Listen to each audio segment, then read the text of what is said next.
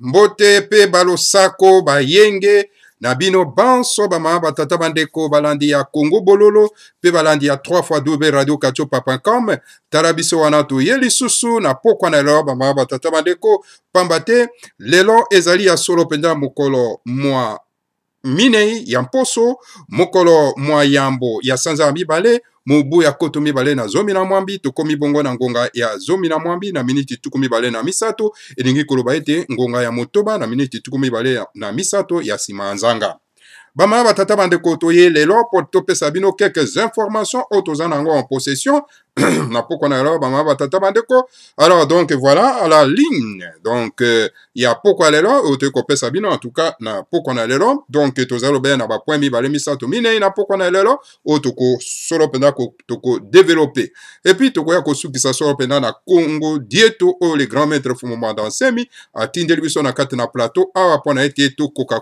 communiquer na bino yango bama batata bandeko.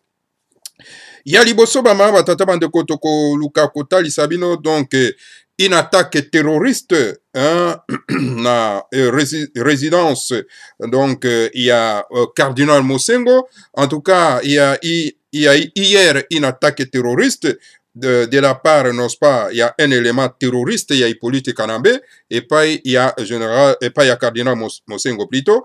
En tout cas, donc le Cardinal Mosengo est vraiment bel et bien donc ciblé. Il y a Hippolyte Kanambe, alias Joseph Kabila. Donc voilà, moi il y a tout Rwandais, oye nakati nambo kanabiso, pe avant na bokondi illégalement, tu na mokolo malero. Alors toko le kana point mi balé pour na kopé sabino en tout cas. Donc situation hein, depuis Mboka Mokonzi Kinshasa et puis en tout cas situation sécuritaire ezali vraiment donc très médiocre parce que depuis sorti il y a vidéo il y a les grands maîtres Fumoma Dansemi alors donc bah élément terroriste il y a Kalunda Motov alias Kalev hein, il y a organisation terroriste Otobengi Aner oyo ezali dirigé par Kalunda Motov alias Kalev na patron na Hippolyte Kanambe donc baza ko traquer vraiment bah peuple congolais yako sakanate baza ko traquer vraiment donc bah Makesa Mabundu ya Congo hein, moyen te na mboka Mokonzi Kinshasa un peu partout non pas na Congo central. Voilà to komeka ko développer yango ba ma batata bandeko donc na pokwa na lelo. Après tokoya koleka soro pena en tout cas ba ma batata bandeko bana lisanga atimanti toko tangela bino soro pena en tout cas ba généraux oyo ba tindi bango solo pena ba mama batata bandeko na na province di Kivu kuna ba mama batata bandeko donc la plupart ce sont des généraux Tutsi rwandais oyo ba tindi bango kuna ba mama batata bandeko donc tokoluka koyeba pona nini vraiment ba tindi bango kuna ba mama batata bandeko tokotangela bino ba kombo na bango awa na studio na biso ya radio kachopa.com pe Congo Bololo. Donc voilà bama batata bandeko ba information oyo toye kopesa bino na poko lelo après tukoya kosukisa solo pena na Congo Dieto hein, Congo Dieto o les grands maîtres Fumoma Dansemi a commis pona été tokoka ko informer bino bama batata bandeko bana lisanga timati. Donc voilà situation oyo tozali na yango na mokolo mwa lelo. Donc voilà bama batata bandeko bilo ba programme ndenge to bongiseli bino donc na pokwa na lelo hein, et pas wapi en tout cas bino moko bokolanda solo penza na bokebi nyonso hein, bolimbisi pona ete nako akoluka article wana oyo hein, oyo na kotangela bino ba kombo ya ba généraux oyo en tout cas ba tindi bango solo pena en tout cas ba ma batata bandeko na côté ya Kivu kuna hein, ba ma batata bandeko tokoka ko hein, koluka yango solo penda na bokebi nyonso ba ma batata bandeko donc situation ezali vraiment très grave ba ma batata bandeko donc esengeli vraiment to fungola penza en tout cas bongo na biso tofunga mayele hein, po ete situation oyo vraiment eye vraiment donc ko s'aggraver davantage bama batata bandeko ezali vraiment très très dangereux hein, bama batata bandeko bana lisanga atimati donc voilà bama batata bandeko donc voilà bolimbisi na kokasolo penda koluka article oyo bama batata bandeko ekozala vraiment malamu mingi pamba te tokoka kotangela bandeko en tout cas situation ndenge nini ezali koleka kuna bazwi batindi généraux un peu partout na mboka ya Kivu. La plupart ce sont des généraux tuti rwandais bama batata bandeko donc voilà tokoluka yango ata nsima tocontinue nano todéveloppe nano bama batata bandeko situation ndenge nini ezali koleka bama batata bandeko bon donc voilà tokozwa yango yango tosi tozwi yango hein, bama batata bandeko donc tokobanda na yango nano avant que tokenda na attaque terroriste oyo esalemi solo mpena na résidence ya Mosengo. Et voilà, selon les informations que nous avons en possession, bama batata bandeko, donc tozali awa donc na mboka ya Kivu et pa wapi en tout cas tozwi sango hein, et pa wapi généraux hein, nyonso oyo ya batuti hein, tindi bango solo pena na mboka ya Kivu hein, na différentes villes bama batata bandeko bana lisanga antimati. Alors donc tomoni awa na ya liboso tomoni affectation des généraux au Congo hein, oui on proviendrait bolimbisi du Rwanda généraux wana bauti solo pena na Rwanda bokuti général Gaizi à Goma batindi général moko Gaizi na Goma batindi général Bisawanza hein, à Kanyabanyonga, le général Tango Fort batindi na Butembo, le général Tito Bizuru à Ituri, le général Mubirik à Beniville, et voilà, bama batata bandeko. Donc voilà, généraux oyo surtout bazali batuti et pa wapi batindi bango na différentes villes oyo na uti kotangela bino wana. Alors donc voilà, selon cet article na biso donc ezali plan ya préparation hein, préparatif non pas ya balkanisation non pas ya mboka na biso Congo. Donc après wana tindi lisusu plus de 40 000 familles ya Hutu sont en route pour occuper donc toutes les zones théâtre des massacres hein, voilà 40 000 Tutsi hein, Hutu je veux dire 40 000 familles de Hutu batini bango pona ba zone oyo vraiment ezali vide po bakoka kokota kuna po ba massacrer bango bama batata bandeko. Donc voilà un couvre-feu hein, et pas wapi en tout cas et c'est là qui s'organiser à partir de 19h jusqu'à 6h du matin hein, en tout cas situation ezali vraiment préoccupante. Donc voilà bama batata bandeko bana lisanga timati l'information oyo tokoko pesa bino concernant donc Kivu et pas wapi généraux autour du kotangela bino batindi bango na différentes villes et pas wapi bakena ko vanda bon alors pour quel but pour la préparatif n'est-ce pas il y a balkanisation il y a eteni ya mabele wana ba batata en plus ça batindi plus de 40 000 Hutu pour occuper ma place oyo ezali vide pour massacrer bango ba batata bandeko. Voilà le plan diabolique n'est-ce pas il y a occupant ndenge baza ko sa na mboka na biso. Alors tous situation oyo vraiment au grand sérieux parce que ezali likambo ko sakana te ba batata bandeko.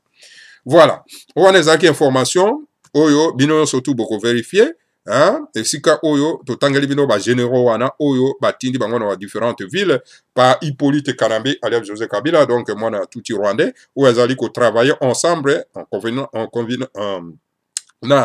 ensemble na moto tobengi solo penda et Kagame hein, donc voilà vraiment batata bandeko. Donc situation ezali vraiment très grave maman batata bandeko.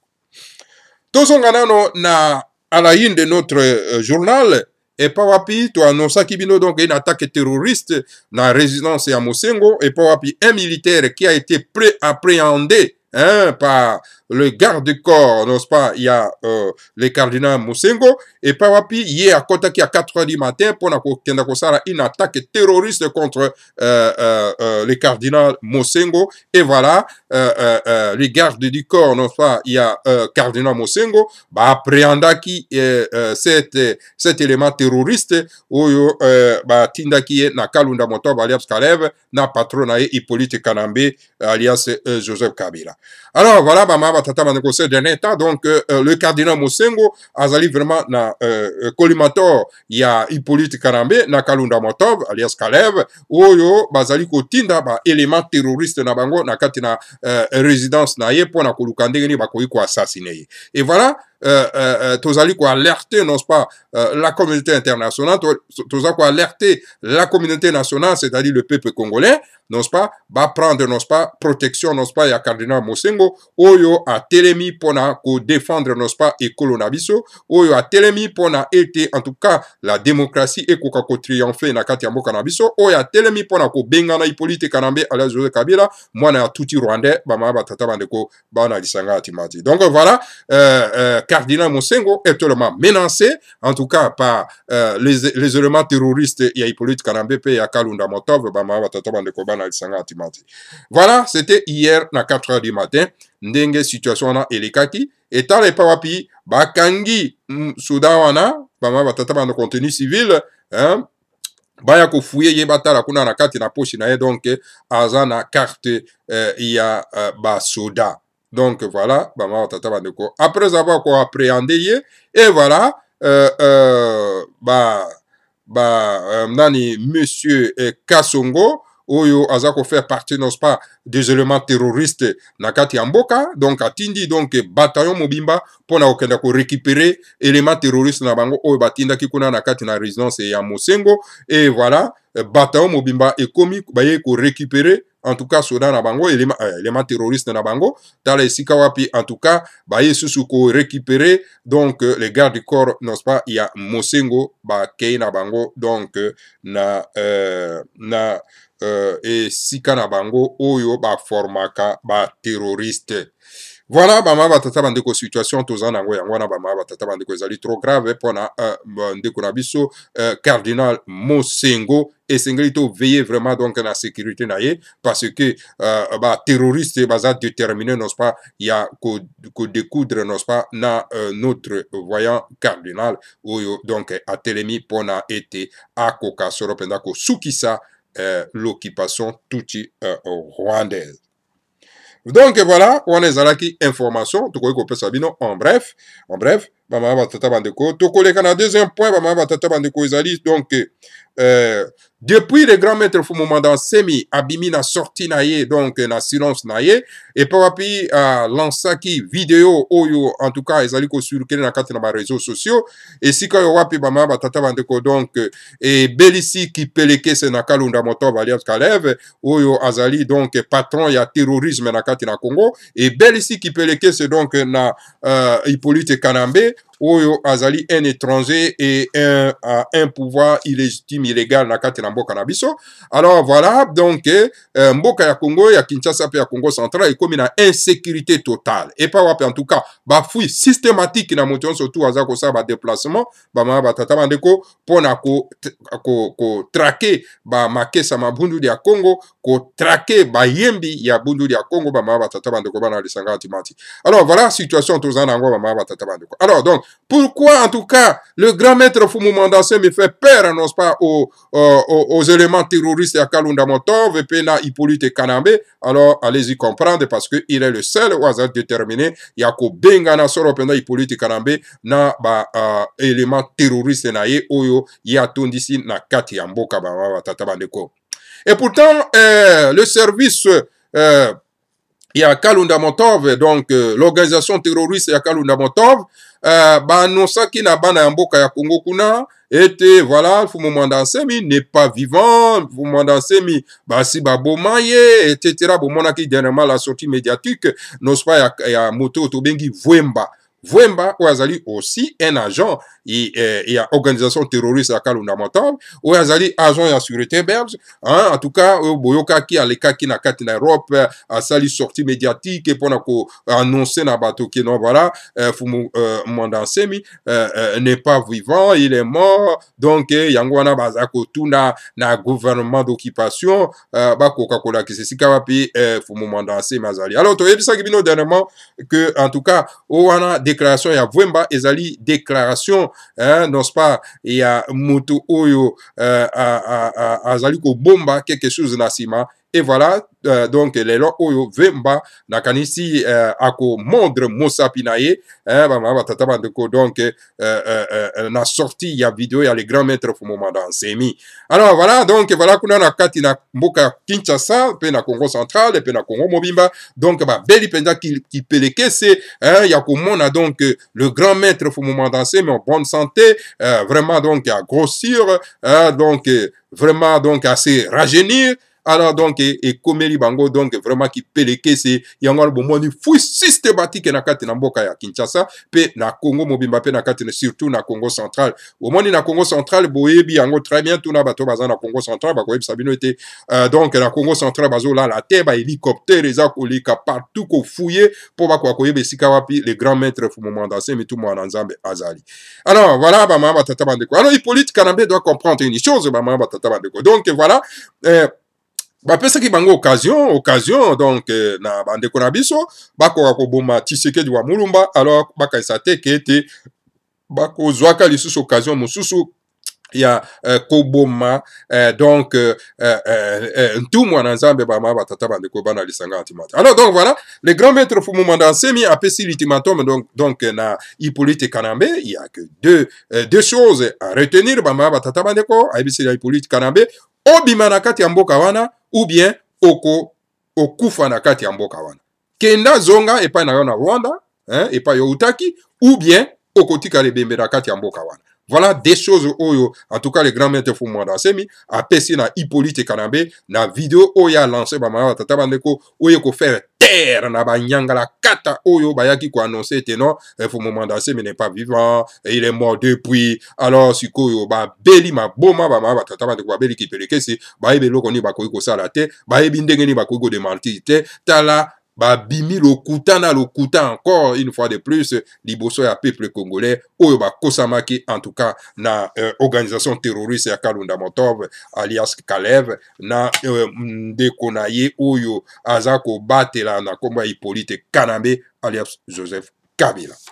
Voilà, bama batata bandeko bana lisanga timati bala dia 3 fois radio kacho papa comme voilà information to ko pesa bino concernant en tout cas situation sécuritaire na kati ya mboka depuis vidéo ya le grand maître Fumu Mandansemi ebimi. Alors donc voilà esengeli na bandeko na biso ya bundu dia mayala naza ko interpeller bango encore na pourquoi na lelo surtout na mbuta na biso buta sita awana kati na Belgique esengeli en tout cas akoka ko multiplier les déclarations contre en tout cas le gouvernement d'occupation dirigé aujourd'hui légalement par Hippolyte Kanambe akoka solo penda ko attaquer Kalunda Motov na organisation terroriste na ya ANER akoka ko attaquer Vwemba ou azali ko fait partie non pas de cette organisation terroriste ya ANER bama batata bandeko pona ko luka leadership na kati na Congo central et par wapi yazo kansake bon voilà en absence non pas ya Fumu Mandansemi yenda ko zo leadership bama batata bandeko.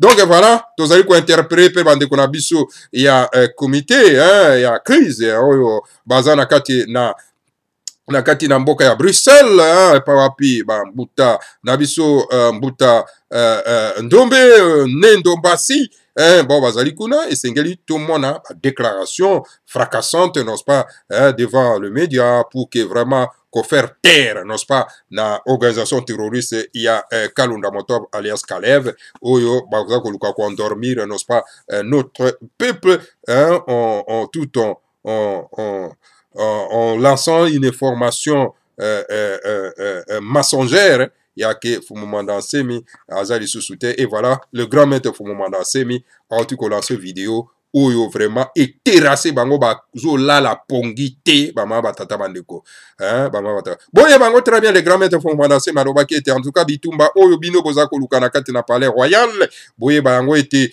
hein boye bité ndenge nini ko banda pe boye bité ndenge nini ko suka kasi ngai nde na kozala victorieux na bitumba wana et voilà bama batata bandeko bitumba wana bango baluki ba swahili Bao baluki, en tout cas, vraiment, élément terroriste, ya Hippolyte Kanambe, et puis, na touti nyonso, alors, tala, en tout cas, yete ndengeni bitumbana, et kosuka, bama batata bandeko, et les grands maîtres sera le victorieux, et beaucoup monaye, na toutes les grandes rues, n'est-ce pas, il y a capitale, il y a République démocratique du Congo. Voilà, bama batata bandeko bana lisanga timati balandi ya Congo Bololo, donc na ngomba ya Kailu, kuna na kati na mboka ya Mbanza Congo. Toleki solo penda na troisième point, bama batata bandeko, na likambo oyo etali solo penda, hein, oui, effectivement, ezalaki troisième point, autosila ikolobela concernant nos officiers, les généraux, oyo affecté bango na kati ya mboka ya province, na province ya Kivu, et pas ba généraux ya tuti rwandais, tindi bango na ba grande ville, n'est-ce pas, ya Kivu kuna, alors pour ko préparer, n'est-ce pas, plan ya balkanisation ya mboka na biso Congo. Voilà, bama batata bandeko wana ezalaki donc information moi nouvelle en bref autour ko pesa bino en tout cas bama batata bandeko yango ne permettre biso to koka kolika solo pena en tout cas na Congo dieto oyo les grands maîtres fumanda semi asili kotindela biso awa na kati na studio na biso ya Radio Kacho Papa Kompe Congo Bololo na motane ya Kailu na ngomba ya Kailu kuna na Mbanza Congo. Alors donc voilà Tokei na Congo dieto 3285 bama batata bandeko pour appeler grand maître Fumu Mandansemi Azali Kolobabo Alobi, les grands maîtres Fumu Mandansemi, les grands maîtres de la sagesse Congo parlent du recrutement des mercenaires que moi j'appelle pas des mercenaires, moi j'appelle des éléments terroristes hein, par Hippolyte Kanambe hein, pour attaquer, massacrer, poser des bombes contre le peuple paisible congolais. Voilà, donc voilà, les grands maîtres font menacer, mais Azako dénoncer, en tout cas, recrutement, il y a éléments terroristes, il y a étrangers, il y a Hippolyte Kanambe, alias Joseph Kabila, oyo a itindi bango na kati ya mboka, pona ko commettre les attaques terroristes, pona ko poser ba bombe, pona ko attaquer, ko détruire le peuple paisible congolais. Donc voilà, token na point, il y a Liboso, le grand maître Alobi, Alobi. Lorsque vous avez à la tête du pays un fils du pays comme président de la République, il ne lui viendra jamais et jamais à l'idée de faire venir des troupes étrangères pour massacrer son peuple. Soki bozana mutu ya mboka. En tout cas, mwana ya mboka. En tout cas, likanisi mokote ya mabe ekoya na kati na ye ete akoka ko mema, akoka ko benga ba paya, akoka ko benga ba terroriste, ba terroriste ya ba paya, ba ya solo penda en tout cas ko ya ko poser ba bombe, ko ya ko tia ba bombe, ko ya ko sala ba attaque terroriste na peuple na ye. L'idée wana eko ya ata mokolo moko te. Ba batata bandeko. Hippolyte Kanambe était tout rwandais. Le peuple congolais n'est pas son peuple. C'est un peuple colonisé que les tout rwandais ont placé dans une prison à ciel ouvert. Et Hippolyte Kanambe faisait venir hier le troupe zimbabwéenne du président Robert Mugabe pour venir massacrer le peuple congolais. Puis, le troupe tanzanienne, ensuite les troupes rwandaises, et la rumeur parle aujourd'hui des terroristes. Le grand maître lui parle des mercenaires, et moi j'ajoute les éléments terroristes égyptiens. Et ces militaires qui tuent le peuple congolais à bout portant sont des militaires qui parlent l'anglais et qui ne parlent jamais le lingala, qui est la langue de l'armée coloniale belge. Voilà, namala. Hippolyte Kanambe azali na ye touti rwandais. Ce n'est pas un Congolais. Obani pesa kangai la nausée ya koyoka moto babengi Kabongo. Obani journaliste moko azali wana na kati ya Congo komo na Kabongo. Kabongo alias Serge.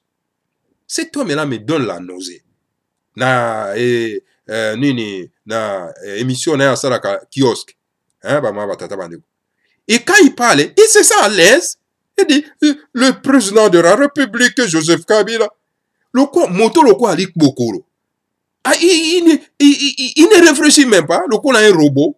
Hein, et ici, le grand maître dit clairement que Hippolyte Kanambe, c'est un touti rwandais. Yoko yako bengaye Joseph Kabila, président de la République. Mozali un foutard dans ba médiocre Moussengo Azakoloba. Bango yo. Baka Songo yo, baka Kabongo, c'est pas ici, ça s'appelle Kabongo, alias Serge. Hein? Voilà des médiocres journalistes. Des véritables médiocres. Oui, tant que tu Congo la Congo. Bato wana en tout cas il faut to benga na bango. Bako za na mboka te. Parce que bako contaminer bino la médiocrité na bango. Parce que d'ailleurs, Moussengo Salobi, les médiocres dégagent. Ils vont dégager. Et voilà, les grands maîtres font mandater Malobi. Alobi, en tout cas, Hippolyte Kanambe, alias José Kabila, c'est un tout Rwandais. Peuple congolais, ezali peuple na été. Hein? Il y a un interprété de Konabiso et Tamboué. Tant que yo benga oyo moto yo ministre de la justice, ex-ministre de la justice, parce que le gouvernement zaka isusu na mboka wana te. Ozo benga Mwana Mboka Tambwe. Tambwe n'est pas Mwana Mboka. C'est un tout Burundais. À cause de Mwana Mboka ndengenini. Mais tozali sous la colonisation. C'est pour cette raison, tche bango wana bapaya, pour te ba kanga kabiso, tia kabiso na prison, à ciel ouvert, batata bandeko. Mwana oke de Mwana Mboka. Mwana mboka nkwa ndeko meka pe ko bongisaka langaze ndeko Tambwe alias Elezer bongisaka pe maloba hein bangisa maloba pour que bato ba accompagner quand même na makambo za ko pesa et voilà donc Hippolyte Kanambe peuple congolais ezali peuple na yete ye peuple na za ba tuti rwandais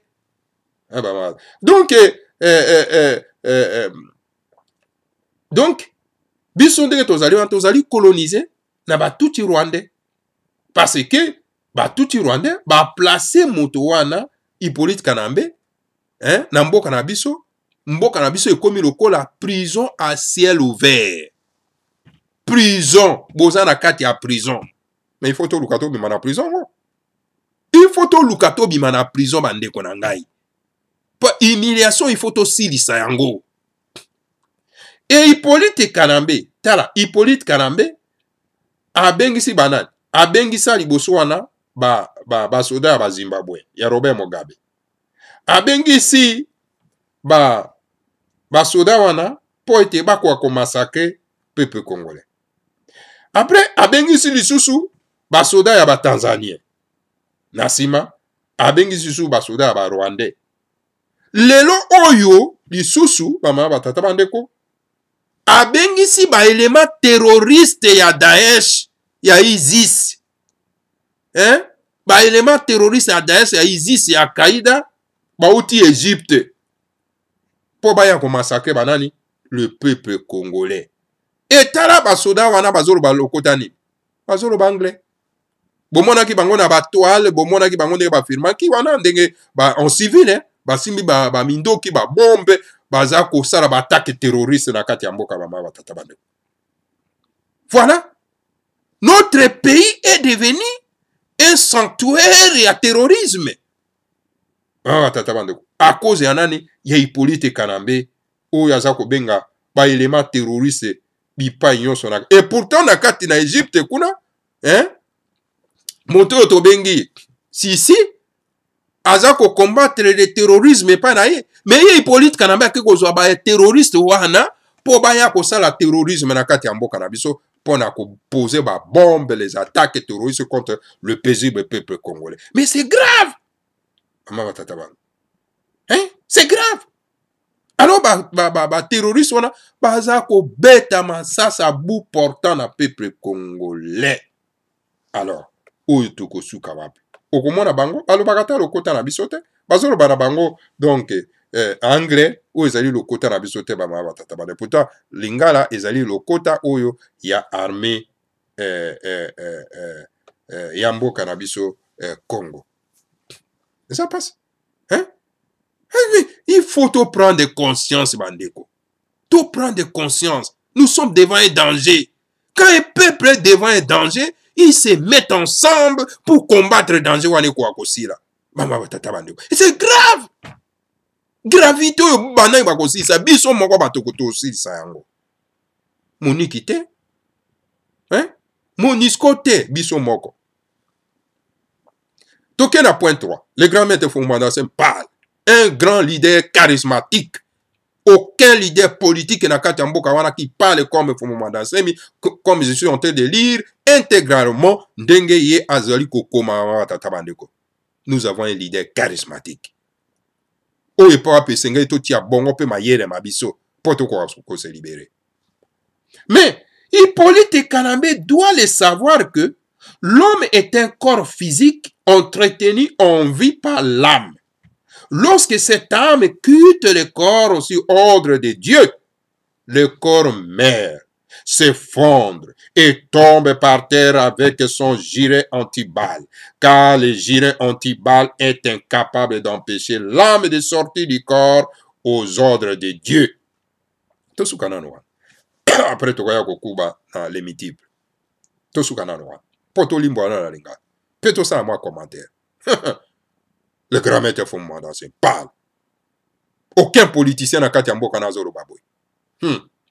Alors, en tout cas, Hippolyte Kanambe, il faut koye bayango ete moto azali na nzoto oyo tozana nango boye.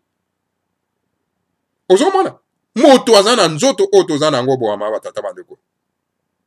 Tango tozali na vie, hein? Na tango wana nzoto wana eza ko entretenir nini via elimo na biso. Mais tango elimo wana elongwaka nzoto oyo kazaka otolati na ordre ya nani? Nzoto po elimo wana po elongwa na kati ya nzoto wana otolati. Nzoto otolati nde tozolo babo. Elongwa su na ordre ya nani? Ya tata nzambe apungu teleondo. Ya le Seigneur a Congo. Tango nzoto elimo elongwa na kati ya nzoto wana esaka ni ekoi esopani lokola carton. Hein? Otombola loboko ekoboko ezotombola na te. Osolo loboko ezotombola na te. Hein? Esopani ekui. Esani ekufi. Alors, donc tango ekui, hein? Ekui na mabele ato lataki gilet anti-balle. En tout cas, gilet anti-balle wana ekozala incapable ya kopekisa elimo ekoka kobima na kati na nzoto yo lati. Hein? Pambale na tango wana elimo ebimi etiki nzoto na ordre ya nani? Ya tata nzambe apungu tulendo. Nzambe apungu tulendo akopesa ordre elimo bima na kati na nzoto ya Hippolyte Kanambe. Elimo ebimi nzoto ya Hippolyte Kanambe kweye fondre. Même ata azalaki na ba anti-balle na nzoto na. Hein?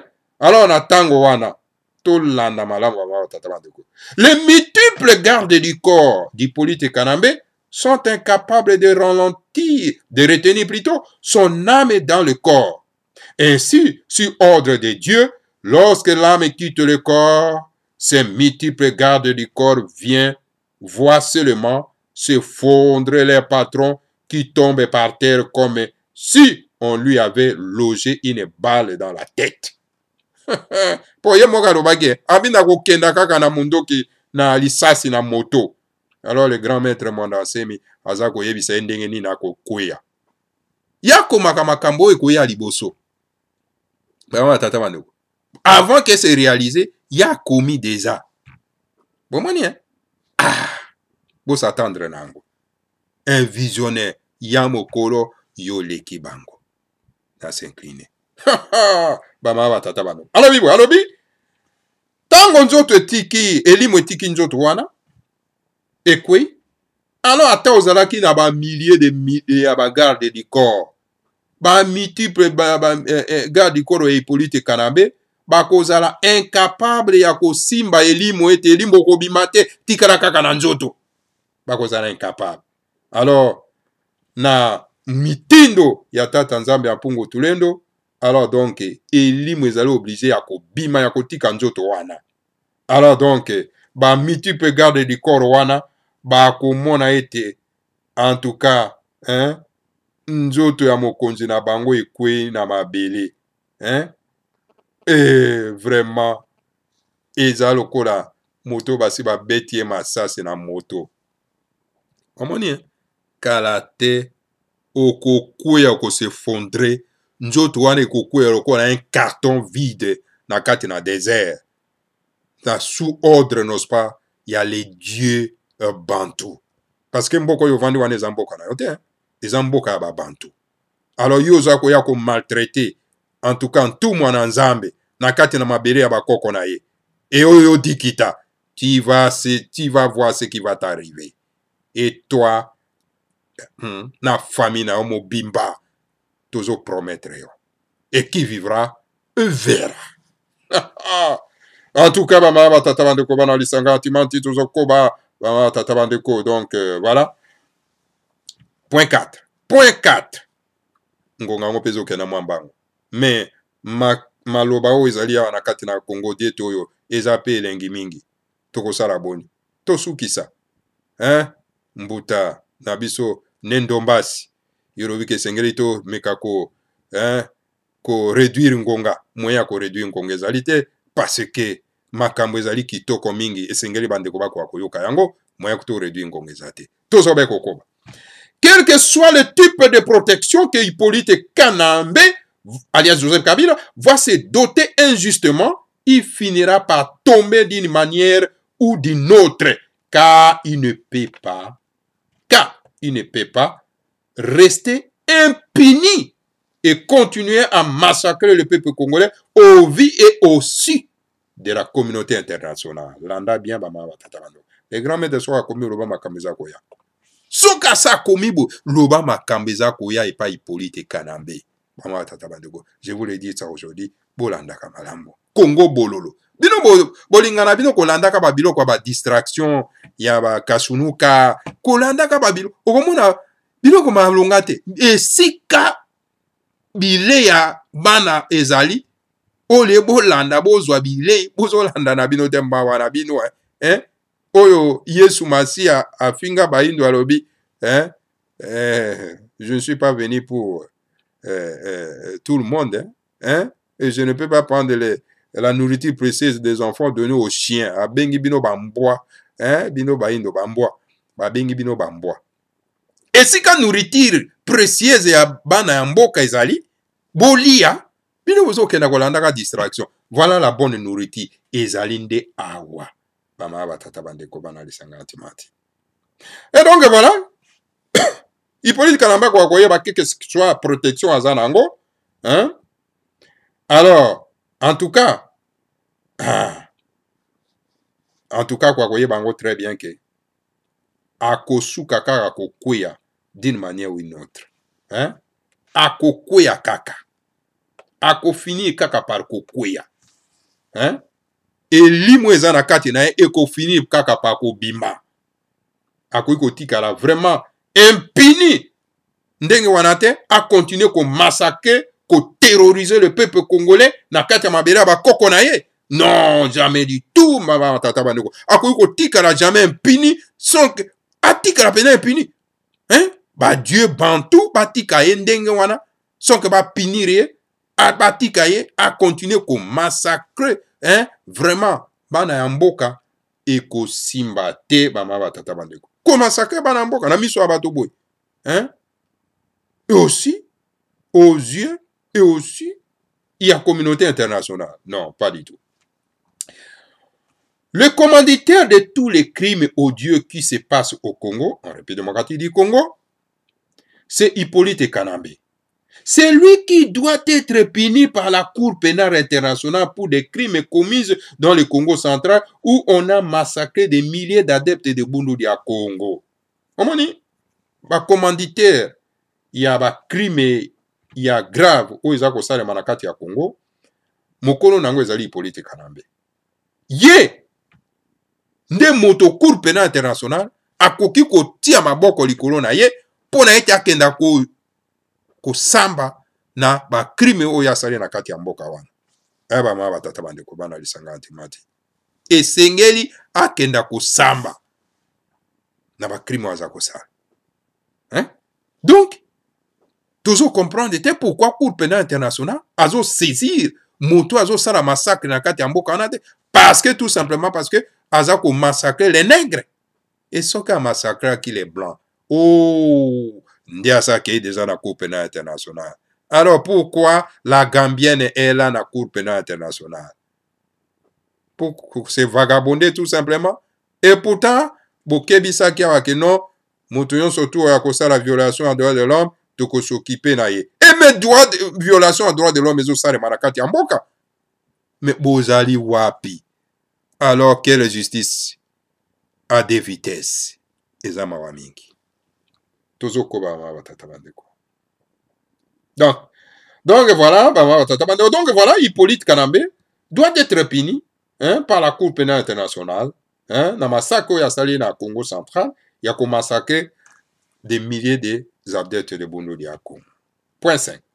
Celui qui doit être puni pour les crimes commis dans la région de Kinshasa, où on a massacré des milliers de Congolais qu'on a jetés dans des fosses communes. Ezali ye. Cour pénale internationale a ko saisir ko kanga moto wana. Parce que tala kuna na région, na province, na capitale ya Congo, ba fausse commune tondi kuna nana sali ba fausse commune wana. Ezali Hippolyte Kanambe. Yo mamo ezali na Cour pénale internationale. La Gambienne. Est-ce que oza na miso ya komona ou oza na miso ya komona te? Est-ce que ozo tala ou ozo kotala te? Mosala na we ezali ndenge ni? La Gambienne. Hein? Ndeko ya jamais. Ozo mona te. Ozo no aveugle. Fungola miso. Sala mosala mulamu. Alors je la biso criminel terroriste oyo. O kono kokotsa ye kuna na Cour pénale internationale. Oza corrompu, hein? Yeba okolia mbongo ya muini, okolia mbongo ya criminel ekokangama na mongongo parce que yo moko siko bakozwa ba kotu esusu wana na kati ya Cour pénale internationale ngoya. O epa yo api ozali mokonzi. Keba. OK. Point 6. C'est lui, le vrai commanditaire de crimes commis dans les Kasaï, où on a jeté nos frères Balouba massacrés dans une centaine de fosses communes. C'est encore lui le commanditaire des crimes commis dans toutes les provinces du Congo, de la République démocratique du Congo. Chercher d'autres coupables, alors c'est vouloir protéger Hippolyte Kanambe devant les sanctions de la Cour pénale internationale. Alors, ezali Hippolyte Kanambe. Ou ezali le commanditaire ya ba crime nyonso tout eleki na Kasai. Tala bande kuna biso lokola badi banga, bande kuna biso lokola banane Chilombo, hein? Bande kuna biso lokola Chibala. Baza ko dénoncer ata crime wana te o ezali Hippolyte Kanambe azo sala na kati ya Kasai. Et le grand maître Fongomanda Nsemi, il est en train de dénoncer crime wana oyo Hippolyte Kanambe asali na Kasai koti ya des centaines ya bato na ba fausse commune. Et ezali toujours yé le commanditaire, hein? Ya ba crime nyon surtout o ezako sale masoro pendant ba province nyon surtout ya République démocratique du Congo. Comment un étranger comme ça tout Rwandais vous continuez à l'appeler président de la République. Mais vous faites la honte. C'est le moment que jamais qu'il faut combattre cet étranger. Parce qu'à cause de Bisso, il y a cela 17 ans. Est-ce qu'on peut toujours continuer d'être trompé par cet imposteur? Bino bande kono la Bisso. Tout élément, li boke moko, pour tout bondissa. Kaiko kam sangai, vous avez un leader comme ça. Oyo azak penza ko bele na makasi. Yo komona bandeko mosusu bazui na manete ya minene kosala ba analyse bidon ou est-ce que ne Mwandansemi ne travaille-t-il pas avec Hippolyte Kanambe? Il faut un tribaliste de mauvais goût. Ndeko na biso ya manete minene. Ah, mais c'est grave. Alors donc voilà, le grand maître Mwandansemi alobi chercher à protéger. Chercher non pas yakoluka ba coupable mosusu ailleurs. Wana ingikoloba bozo lukande ko protéger Hippolyte Kanambe. Parce que crime o Hippolyte Kanambe azosala ezali vraiment en flagrant délit. Bongo siko bokoluka ba coupable mosusu pas mosusu ndenge nini et pourtant coupable azali wana ba batatu bandeko comme on a Hippolyte Kanambe alias Joseph Kabila et sengela kenda devant la cour pénale internationale. La Gambienne où est-elle? Pourquoi vous fermez votre yeux? Kokangami soter. Zoma masuro na maboko. Numéro 7. Une chose favorable est que les sentiments patriotiques continuent à augmenter auprès du peuple congolais. En tout cas, Nanzaou, monsieur l'éléphant, le grand génie de la guerre, dit que l'armée la plus puissante que personne ne peut briser dans le monde, c'est le peuple décidé à se libérer, décidé à combattre pour sa libération. Voilà. Pour cette élégant maître fumanda se malobi walobi eloko moko ezali malamu lelo o na kati ya mboka ete ba sentiment patriotique na ba mboka en tout cas ekomi komata liboso ba sentiment patriotique ezalaki te tozalaki na bandomboro tozalaki na komelaka ba mongonzo lotoko supu na tolo etc. Tobosani ete mboka baza kobotola kasi lelo oyo na kati na Kinshasa partout na Congo mobimba ba sentiment patriotique ekomi komata souci ya mabele ekomi koya na bandeko na libanda wa en tout cas koloba te pa ya bandeko na biso o baza na libanda koloba te bama batata bandeko ya na blague esusu te wana blague distraction en tout cas ozana esika te. Alors sentiment patriotique ekomi komata na kati ya baimboka ya bana ya Congo. En tout cas, Njoku, Monsieur Njoku. Oye Njoku, ezali Njoku tokenda kobumana zamba poto liate. Ezali o babengaka ye le grand génie de la guerre. C'est-à-dire que bisimbi o ya bitumba. Bisimbi ya bitumba. Elima ya bitumba. Alobi ete, alobi. En tout cas, basoda oyo ya makasi en tout cas oyo ke bato bakoki solo penda mokili koki solo penda ko